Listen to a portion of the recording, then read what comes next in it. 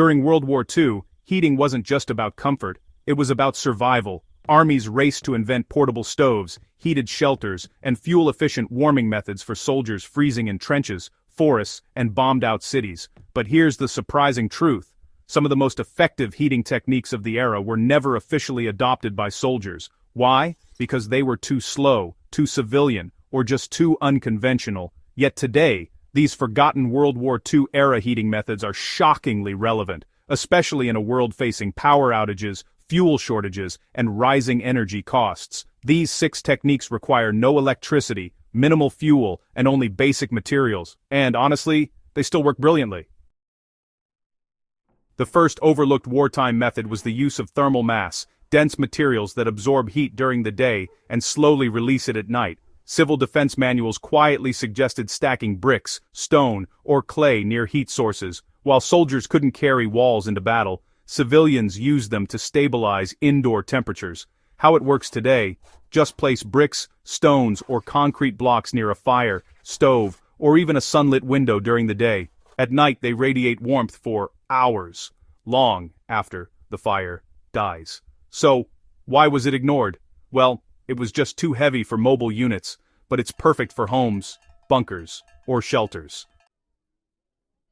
The second method, underground air traps or primitive earth heating, goes way back. Long before modern geothermal systems, World War II-era survival engineers explored earth temperature stability. By digging shallow trenches or earth-covered shelters, people could harness the ground's constant temperature, often warmer than the freezing air above. These days, even a partially earth-covered room, wall, or crawl space can reduce heat loss dramatically. The soil acts as a natural insulator. So, why did soldiers skip it?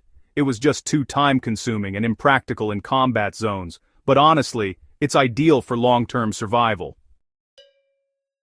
The third technique is oil lamp heat multipliers. Oil lamps were everywhere during World War II, but, few realized how much heat they actually produced. A single lamp can release as much heat as a small electric heater, but it was rarely optimized. Here's the trick. Place clay pots, metal shields, or ceramic covers above, just not touching the flame. These materials absorb and radiate heat outward instead of letting it escape upward. So, why wasn't it adopted? Well, there was a fire risk in crowded barracks. Today, though, with controlled setups, it's incredibly effective. One of the most powerful heating tricks isn't heat at all, it's trapped air. Civilian manuals during World War II emphasized layering fabric, paper, and even newspapers between walls or clothing to trap still air, which honestly really resists heat loss. You can use it today. Just hang blankets over doors, add cardboard behind walls, or layer rugs on cold floors. Each layer multiplies warmth, which is pretty amazing. But why did soldiers avoid it?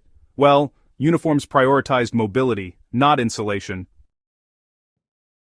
Instead of heating a room, World War II survival guides suggested heating the body's immediate environment. This meant, heavily insulated sleeping areas, shared body heat, and enclosed bedding systems. The modern version is simple: small tents, canopies, or blanket forts over beds trap body heat, raising temperatures by several degrees without heating the entire space. Why wasn't this a military standard?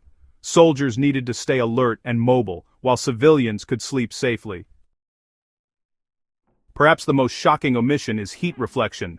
Reflective surfaces, foil, polished metal, even mirrors, can redirect radiant heat back into living spaces. Here's how it works. Place reflective material behind candles, stoves, or fires to bounce heat back into the room instead of letting it vanish into the walls. So, why was it ignored? Materials were just super scarce during wartime. Today, foil costs only pennies.